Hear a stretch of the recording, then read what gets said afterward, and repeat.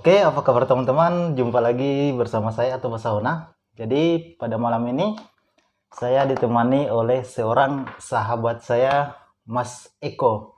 Mas Eko juga punya channel YouTube. Apa namanya, Mas? Namanya Blue Drug. Oh iya, Nanti di nanti dilihat deskripsi. di bawah Ya. sini.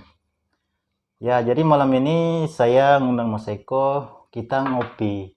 Ya, jadi ngopi, ngobrol opini. Ingat ya teman-teman, ini hanya sekedar ngopi, kita ngobrol santai. Jadi ngopi itu ngobrol opini. Nah, pada malam ini mungkin kita akan bahas terkait Mas Eko karena memang tujuan dia ke sini untuk dibahas sebenarnya. Ya, Mas Eko ini adalah salah satu orang Jawa, orang Jawa, Ngapak. orang Jawa Jawa ngapak ngapak, ya. iya. Oh iya. Jawa Ngapak ini dibahas kayak kriminal saja dibahas ini. Jadi orang Jawa yang jadi ASN atau PNS di Maluku Utara. Nah, ini menarik Mas. Jadi Mas Eko jauh-jauh dari Jawa, kemudian ke sini untuk jadi ASN. Itu gimana ceritanya Mas sampai di Maluku Utara dan bekerja di sini? Oh. Jadi ini banyak orang tanya sebenarnya Mas Sato, tapi kan nggak semuanya saya jawab Mas. Jadi jawab di sini aja lah ya, karena berhubung sampean ini ngajak saya ngopi, jadi ya mari ngobrol-ngobrol ya. Berarti mumpung lagi ngopi ini kita bahas secara detail. Iya, mumpung lagi ngopi kan jarang-jarang ketemu toh. Nah, saya kadang-kadang di mana, kamu di mana. Nah, ini pertanyaan menarik sebenarnya, dan saya sebenarnya ada rasa malu mau jawab itu. Gimana ya tuh? Dulu awalnya kan tahun 2019 ya kita ya daftar ya. Oh iya iya. 2019 November lah itu. Intinya kan waktu itu November 2019. 2019. Itu posisinya sedang di titik drop kalau banyak orang bilang begitulah. Saya posisi nganggur lama, nganggur sekitar berapa Oh, bulan jadi sempat nganggur juga Mas? Saya pengangguran. Jujur aja saya pengangguran, Bos. Pengangguran lama lah. Lama 4 tahun kah, dan waktu itu saya sedang ada masalah besar. Ya, masalah besar itu perlu disebutkan nggak ya? Masalah besar apa begitu? Perlu kah? Kan ngopi kan juga ada rahasia juga kan? Besar banget. Besar banget ini. Yang jelas ada permasalahan dalam keluarga intinya. Nah, di situ masalah keluarga itu selesai. Oh, jadi saat itu masih nganggur. Kemudian ada masalah. Ada masalah terkait keluarga. Bertepatan ada penerimaan CPNS di 2019. Ya, di situ sebenarnya masalah itu sudah hampir selesai. Penyelesaiannya sudah selesai ya. Mungkin akibatnya apa ini lain-lain. Intinya itu, nah, adik saya bilang, itu loh ada lowongan CPNS Mas. Ada CPNS. Ya. Dan saya itu bingung, PNS ini kerjanya bagaimana, terus ngapain, terus di sekolah kita nggak pernah nyimak, Bos, nggak pernah nyimak. Apa sih PNS bagaimana, nggak ngerti saya, terus terang gitu. Lalu sudahlah, dan segala sesuatunya itu sudah diberesin, didaftarkan semuanya. Intinya saya, ijazahnya di mana Mas? Di atas lemari, saya bilang begitu. Jadi waktu pendaftaran itu yang daftar adiknya Mas Eko. Saya posisi di Jakarta waktu itu. Di Jakarta. Ngapain di Jakarta Mas? Posisinya waktu itu bukannya minggat ya, tapi istilahnya penyegaran lah, cari fresh begitu. Karena dulu kan pernah kerja di Jakarta juga, kita nongkrong-nongkrong di sana lah. Dan habis itu sudah tunggu mereka yang ngurusin, tahu-tahu itu berkas harus diselesai. Kan perpanjangan waktu itu. Saya masih ingat betul. Seminggu di 2019 itu ya. Ada tambahan waktu. Setelah itu udah saya finish dan memilih lokasi salah satu instansi begitu. Yang sebenarnya nggak terlalu banyak milih Bos, karena banyak kan ya. Saya langsung pilih ini karena sesuai dengan jurusan saya, udah gitu. Begitu jadi. Jadi ceritanya saya sama Mas Eko ini seangkatan CPNS ya Mas. Tahun 2019. Jadi lulusnya bersamaan, mendaftar di November 2019, kemudian kami TMT terhitung mulai tanggal di 2020 bulan Desember. Nah, kenapa pilih Maluku Utara Mas? Kenapa ya? Ini pertanyaan kenapa? Padahal kan waktu itu kan ada banyak informasi yang dibuka, informasi CPNS di seluruh Indonesia. Tapi kok Maluku Utara? Jadi bersama dengan itu Mas, Posisi saya lagi di daerah mana? Tamrin nih, Jakarta lah. Oh, Jakarta. Tamrin, pokoknya bersamaan dengan situasi itu, om saya nelpon, sini ke Indonesia Timur. Omnya di mana? Di Om Indonesia saya Timur. ada di Nusa Tenggara Timur. Oh, di Nusa Tenggara Timur. Nusa Tenggara Timur, tepatnya Flores lah. Oh, katanya mau daftar ini kan? Iya. Coba di kementerian misalnya begitu. Saya lihat kementerian, wah ini saya nggak sampai ini. Jadi kan semacam kayak ngukur kan ya, ngukur ini saya nggak sampai. Udah. Kalau bersaing di tingkat kementerian itu skalanya nasional, jadi cukup sulit ya. Ya sama, saya juga berpikir seperti itu. Patokannya kan di situ, apalagi Mas Sato ini kan pernah di kementerian juga ya, pernah sebelum di sini kerja di kementerian kan sudah tahu. Karena jadi honorer di salah satu kementerian di Manado. Ya, jadi lanjut, omnya nelpon. Nah itu terus ini apa namanya? Saya pikir iya juga ya om ya, iya lari sini ke sini, sudah jangan di sana saja, jangan di lokal, jangan di wilayah. Terus saya pikir kementerian tadi enggak. Terus di kabupaten tempat saya berada ini, saya tepatnya kan di Kebumen, Jawa Tengah nih. Itu kayaknya saingannya kok banyak banget loh, bukan karena apa-apa. Maksudnya jumlah persentasinya. Saingan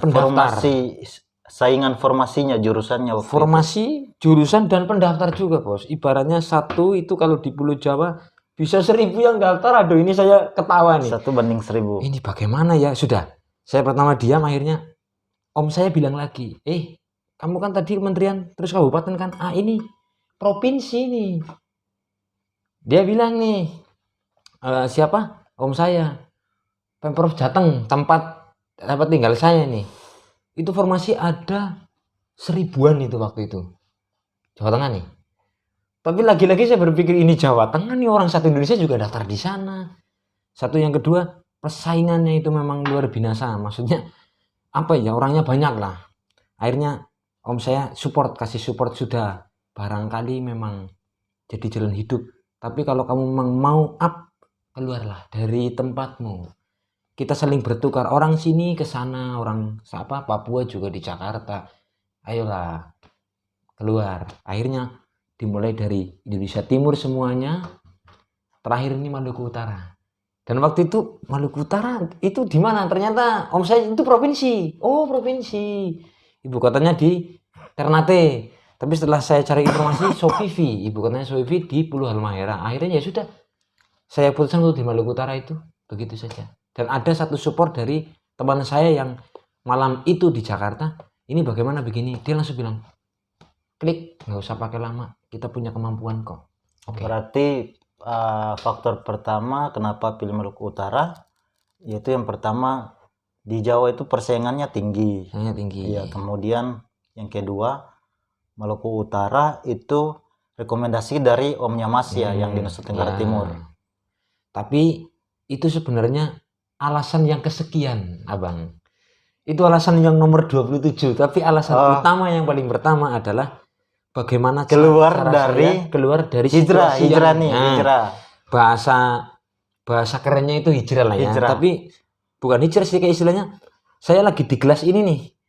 Ini di sini udah keruh banget. Sudah dulu nih, bagaimana ini saya nih, ibaratnya orang jualan ini kesana nggak laku. Waduh, saya lari ke tempat orang lah sini. Barangkali di sini ada secerca harapan. Dan ternyata ketika saya berjalan ke sini, nah di sini ada om saya ini yang berkepentingan, adik saya, semuanya ini ya. Mereka bicara yang sama nih. Begini momennya lagi ada ini nih. Karena Mas, kamu itu kalau mau kerja di pabrik, usia lihat, kamu sudah di ambang fajar ini, di ambang senja ini. Iya, saya pikir iya juga. Dan support dari satu orang, bukan orang spesial sih, tapi ada, dia bilang, sudahlah Mas, memang kadang kita itu suruh duduk di tempat yang tidak biasanya kita duduk. Kan kita biasa di jalan kan. Akhirnya waktu mendaftar langsung pilih Maluku Utara. Jadi waktu itu di prof yang lain nih, wilayah sini nih, wilayah timur ya, itu formasinya nggak ada. Adapun dia sarjana nih. Adapun juga apa ya, posisinya di hati itu kayak enggak lah begitu. Tapi giliran Maluku Utara nih kayak begitu. Paham kan? Ya. langsung Berarti Gitu. ada juga dorongan dari kata hati, itu. Jadi intuisi. Memang ya memang segala sesuatu itu kadang kita harus mendengar kata hati, Mas. spiritualnya begitu ya Mas Sato ya. Jadi waktu itu memang kata hatinya pas diarahkan ke Maluku Utara langsung enjoy gitu, langsung oh iya. Bahasa Jawanya itu halus. Jadi yang lainnya tuh kayak ada dalam hati kayak gini.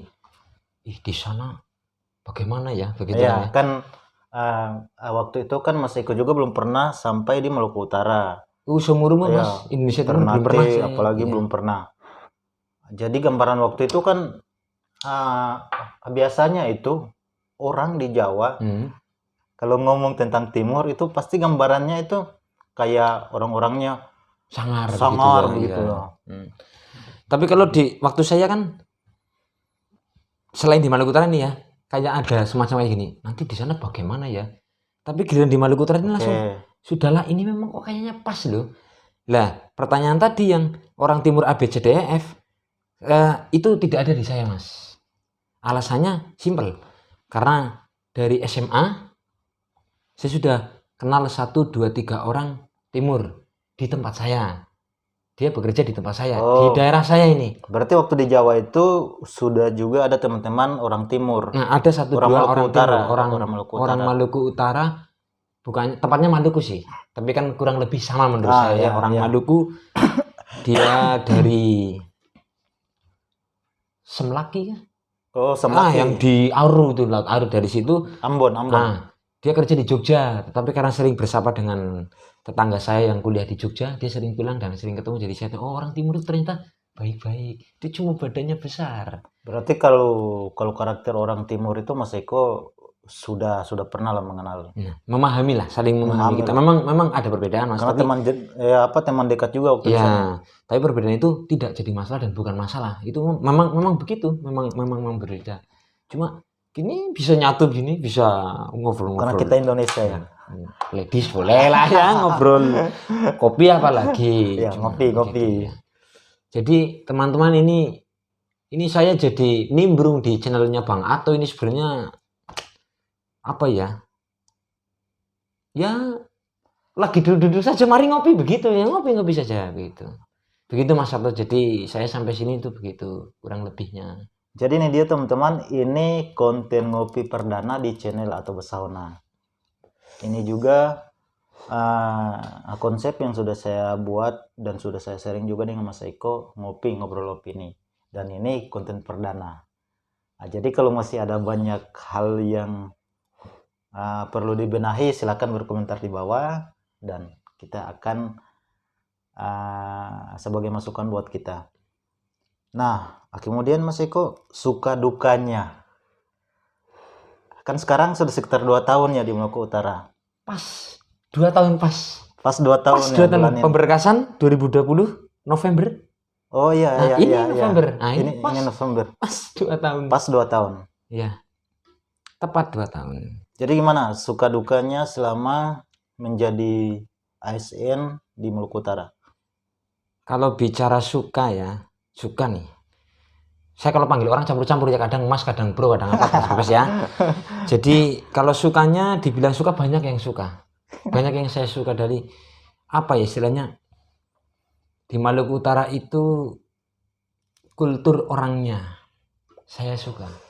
Oh, kultur ya. Nah, tapi ini tentang pergaulan ya, maksudnya sosial begitu ya. Orang Maluku Utara itu cenderung terbuka.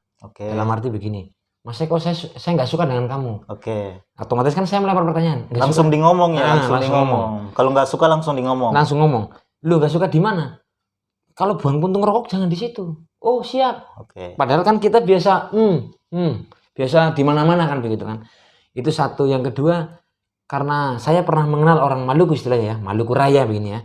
Orang Maluku itu cenderung rasa tenggang rasanya itu tinggi. Ini yang saya garis bawahi selama saya hidup di sini nih. Selama 2 tahun di Maluku Utara ya, di Sofivi dan Ternate dan seputarnya. Ya, tapi itu juga tidak boleh disepelekan. Dalam arti begini, orang dikasih toleransi akhirnya jadi semuanya sendiri ya, enggak. Kita tetap, oh ini mereka memberikan batas sekian, oh saya juga harus di posisi yang mereka juga ada batas. Kan begitu kan ya? Oke. Kalau dikasih kebebasan semaunya, nah, jangan. Kita juga mengikuti ritmenya orang sini bagaimana. Dan juga uniknya lagi Mas ini, orang-orang kayak Mas Ato, teman-temannya itu sama. Ikut ritmenya saya juga kadang-kadang ya. Oke, ya, Bagol-bagolnya, ya. guplak-guplaknya, polah-polahnya, terus konyol-konyolnya kita saling mengikuti. Terus di sini itu kan waktu Kalau dalam pertama hal ini Mas, pergaulan misalnya sama saya teman-teman ini Maluku Utara gimana? pergaulan bagi saya tetap ada bedanya ya, karena saya di sana kan juga biasanya bergaul dengan orang-orang sendiri, dengan wilayah sendiri kan bergaulnya itu orang sini bagi saya gaul. Maksudnya sebelum di sini kan kebanyakan kita mendengar orang-orang yang luar ini bilang begini, sana ini kan pelosok nih, Oh di ya. sana kan desa-desa begitu kan. Nah, jadi saya sambungin lagi ke poin awal tadi Mas. Waktu itu orang-orang di sekitar saya itu kayak semacam lost begitu. Mereka nggak mikir di Maluku Utara bagaimana, di sana alamnya seperti apa. Mereka nggak ada yang mikir begitu. Sudah berangkat, Hajar aja. lepas begitu. Hajar. Iya. Biarkan Jadi semesta yang lost begitu ya, bahasanya lost saja. biarkan semesta yang bekerja. Biasanya biasa semata yang bekerja itu kan. Jadi intinya kita main-mainnya di situ itu asik aja. Saya menjalani hidup di sini asik. Cuma memang kalau belum saling sapa memang kayak ada rasa kayak bagaimana ya? Ih, kita belum kenal dengan dia. Kayak semacam itu orang bagaimana sih? Itu Oh ya, wajar ya. gitu. Ini orang sebenarnya baik gak sih? Jadi biasanya gini Mas. Jadi karakter umum di sini. Jadi orang itu mungkin sekilas dilihat itu mungkin jahat atau gimana atau Ya yang nggak jahat sih, maksudnya kayak sangar, iya besar gitu sangar. ya. Bentak-bentak gitu ya. Nah, tapi setelah kenal sebenarnya baik, Asik-asik saja, ya. enjoy juga, ini juga santai. Kita saling bertukar ya kayak tadi itu. Di sini itu sama dengan tempat saya di sana bos. Yang membedakan hanya satu hal sebenarnya yang paling inti, jumlah penduduk kalau menurut saya. Iya, Jadi memang jumlah kalau penduduk. kultur wilayah anak mudanya sama saja. Cuma kalau bicara beda ini, yang saya fokus hanya di jumlah penduduk bos. Ketika di desa saya ini satu penduduk 9.000, 10.000 ini dengan luas wilayah yang hampir sama dengan tempat kita nih, Bukit Durian ya, Oba Utara. Nah, sedangkan di sini kan penduduknya sedikit. Mungkin satu desa kayaknya 1.000 ada sampai. Bisa jarang sih, Nah, jarang 1.000. Bisa 500-an. Mungkin kalau di Ternate naik motor rada macet-macet lah ya. Cuma di Sofi ini Sadra Evu Bebas. Yang penting kita rambu-rambu. Gitu saja maksudnya. Jadi apa nih rahasianya Mas? Rahasia bisa sampai lulus di Maluku Utara menjadi ASN. Jadi kan tadi kisahnya dari Jawa sampai memilih untuk bekerja di Maluku Utara. Nah, tapi di situ kan ada prosesnya juga nih. Ya proses seleksi dan lain sebagainya. Jadi apa rahasianya Mas sampai bisa lulus bersaing di Maluku Utara? Jadi disambungkan tadi sebabnya sudah ya, sebab saya sampai ke sini ada ya sebabnya kan tadi. Nah, Mas Sato nanya prosesnya. Kalau bicara SKD, ya kan SKD tahapannya. Kita seleksi tahapan pada umumnya lah. Kita Seleksi ikuti kompetensi prosedur dasar. Prosedur BKD, BKN dan BKD aturannya apa? Oke, tinggal diikuti. Terus SKD. Menghadapi SKD itu sebenarnya bagi saya Mas ya, ini tipsnya cuma satu sebenarnya. Apapun itu. Kita harus memahami apa sih itu SKD begitu. Seleksi kompetensi dasar. Tapi bicara dasar ini kan dasar apa dulu ini? Di situ pasti banyak komponen nih kan ya. Dasar berarti dasar menjadi ASN nih pengetahuannya. Nah, di situ tentang pengetahuan. ASN ini wajib setia terhadap Pancasila misalnya. Kita semua orang Indonesia ya. Berarti kita tahu Pancasila mesti itu. Pancasila teman-temannya lagi sedulurnya nih saudara nih. Undang-undang dasar. Nah, kita buka wawasan di situ. Tidak harus ini, berarti tidak harus materi ini. Berarti materi nasionalisme ya. Kalau materi, jujur saja Mas, saya nggak baca materi Mas. Terus terang aja nih. Saya lebih begini. Ini situasi politik bagaimana ya? Situasi dalam arti politik itu kebinekaannya negara bagaimana masyarakatnya. Lebih banyak memahami realitanya daripada hal terkait teori. Ya, bicara politik kan bukan politik yang itu bukan. Ini politik tentang cara kerja di dalam ini. Di birokrasi seperti apa? Saya baca wawasannya. Nah, di situ ada SKD ada berapa komponen Mas? Ada TIU, ada silogisme, ada angka deret. Ya, Ya pokoknya itulah. Istilahnya Saya juga sudah lupa. Nah, Sudah 2 tahun. bahasa gampang saya itu PPKN lah ya. Iya. Ada pelajaran PPKN gampangannya. Oh, berarti fokusnya saya ke warganegaraan nih. Warga negara itu apa? Nah, saya baca tentang kisi-kisi kurang lebih tentang PPKN itu apa. Saya baca itu. Satu. Contoh soal 1 2 3 4 selesai. Setelah itu TIU ya. TIU itu matematika lah, saya anggap Iya, matematika. Garis besarnya ini nih. Oh iya, berarti ibaratnya saya korek ada 10 lah. Ini rokok ada 10 batang, saya otak ada di situ. Terus satu lagi yang kayak soal nenek apa itu Mas? Nenek pergi mau pergi ke kantor, nanti ada nenek di jalan mau nyebrang, itu soal SKD kan? Iya, psikologi, ada juga psikologi, ada logika. Nah, itu berarti kita main di diri sendiri. Kita berolah di diri kita sendiri ya. Ini saya mau bagaimana sih? Iya. Saya mau gimana sih ini? Iya. Cari fokus yang kita memang pas saja gitu. Maksudnya dalam arti pas itu kita nggak membuat-buat apa adanya saja. Itu kuncinya. Jadi memang yang pastinya pahami apa itu SKD. Iya, wawasan Mas, Iya. wawasan. Kemudian pelajari juga hal-hal yang terjadi di Indonesia. Kemudian jangan lupa belajar lagi yang terkait teori. Materi-materi apa saja yang ada di SKD itu. Iya, kurang lebihnya materinya ini saya kembangkan menjadi satu bahasan. Oh, ini SKD begini. Kalau baca soal saya pusing, sekolah sudah lupa. 12 tahun yang lalu lulus kuliah. Ini aduh. Terus kan lanjut ya, SKD lolos. Dan itu suka duka juga banyak Mas, tapi nanti kalau ngopi di sini nih 10 gelas nggak habis ya, intinya nanti di lain sesi lah ya, lain kesempatan bisa cerita masalah itu. Jadi kira-kira apa Mas saran buat teman-teman di Jawa yang mau merantau ke timur atau khususnya Maluku Utara, sarannya apa? Kalau masalah saran sebenarnya yang saya alami itu begini sih ya, orang itu kan punya ciri khas masing-masing Mas, punya karakter. Tetapi yang jadi pakem itu yang jadi prinsip lah ya, istilahnya gampang. Pegangan hidup ya. Jadi dimanapun berada ini sudah dituju saja. Kalau memang sinyalnya suruh ke Amerika, udah tuju saja Amerika. Intuisi, hati. Intuisi kalau memang bicara ya. Ini kok Amerika kok ini mendukung sekali ya. Coba tanyakan ke orang-orang terdekat. Kok mereka los saja, pergi. Nggak usah banyak bicara. Ya. Langsung pergi. Hajar saya saja. begitu, hajar saja. Sampai ke poin COVID waktu itu ya, COVID-19 kita ada musibah, Indonesia ini ada musibah, COVID. Kan torang-torang kita ini kan sempat caranya jadi siput ngumpet lagi lah ya, SKD ngumpet lagi. Sampai di pengumuman, itu saya udah lupa Mas. Sudahlah saya ini kerja apa, saya nggak ngerti juga daftarnya gitu. Akhirnya sampai di SKB, adik saya pun ngabarin, Mas itu suruh pilih ini ya, lokasi waktu itu SKB, seleksi kompetensi bidang. Akhirnya saya memilih di Semarang karena sebenarnya saya dengan Jogja lebih dekat Mas. Kita ke Jogja kan cuma 2,5 jam, 3 jam. Ke Semarang 6 jam nih. Cuma saya pilih. Berarti lebih dekat Jogja ya? Sebenarnya itu Jogja ibu kota provinsi Jogja. Tapi saya warga Jawa Tengah, saya memilih di Semarang karena ibu kota saya sendiri. Karena Semarang itu jarang disinggahi oleh warga Jawa Tengah. Jawa Tengah itu lebih condong ke Jogja, mereka yang di selatan. Akhirnya saya pilih Semarang. Nah SKB ini ada proses juga ya Mas ya. Kompetensi bidang. Di situ soalnya minta ampun kalau saya bilang. Karena saya teknik informatika kan, masalah IT. Tapi yang penting belajar ya Mas. IT itu kita tinggal di kantor kita raba-raba saja, ini mau kerja apa nih. Di formasi saya ini mau kerja apa. Begitu saja. Ternyata alhamdulillah SKB ya lumayan lah SKB.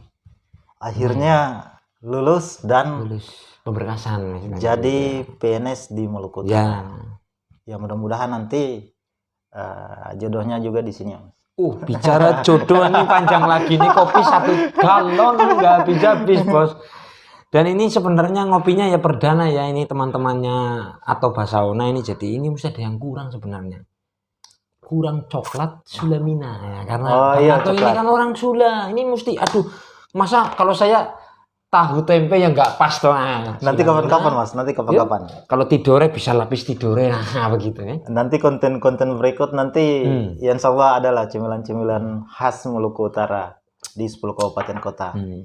Oke teman-teman, mungkin itu dulu ngopi kita pada malam hari ini, episode pertama ngobrol opini. Dan semoga apa yang kita bahas ini bisa bermanfaat buat teman-teman semua, diambil yang baik-baiknya dan Ini juga salah satu pengalaman dari sahabat saya Mas Eko, orang Jawa yang merantau dan ikut seleksi CPNS di Maluku Utara, kemudian lulus dan bekerja di sini. Ya, jadi bagi teman-teman di luar sana yang mau ke Maluku Utara, silakan di sini Top. di sini seperti yang tadi teman-teman dengar, enjoy saja, aman-aman saja, dan bisa hidup sejahtera. Iya.